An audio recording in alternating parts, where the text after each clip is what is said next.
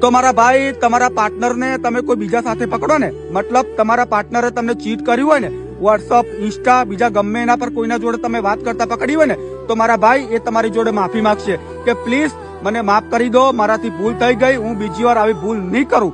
તો મારા ભાઈ આવો વિશ્વાસ ના કરો, કેમ કે બીજી વાર એને તો ભૂલ કરવાની જ છે, ખાલી તમને ખબર નહીં પડવા દે. અને એક બીજી વાત, જો મારા ભાઈ તમારા માટે લોયલ હોત તો આવી ભૂલ તો કોઈ દિવસ ના કરો. જો તમારા માટે લોયલ હોત તો તમારી એકલાની થઈને રહો, બીજા કોઈ પણ જોડે વાત પણ ના કરો, બીજા કોઈનું સપનામાં પણ ના વિચારો.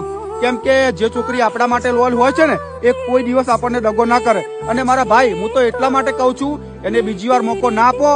બસ હવે એને બે હાથ જોડો કે ભાઈ તું જા, હવે જેના જોડે હે ને એના જોડે ખુશ રહેજે. અને મારું કહેવા તો એટલું જ છે, એને રખાય જ નહીં, હવે એને છોડી જ દેવાય. સમજાય? એને લાખ લાખ વંદન છે.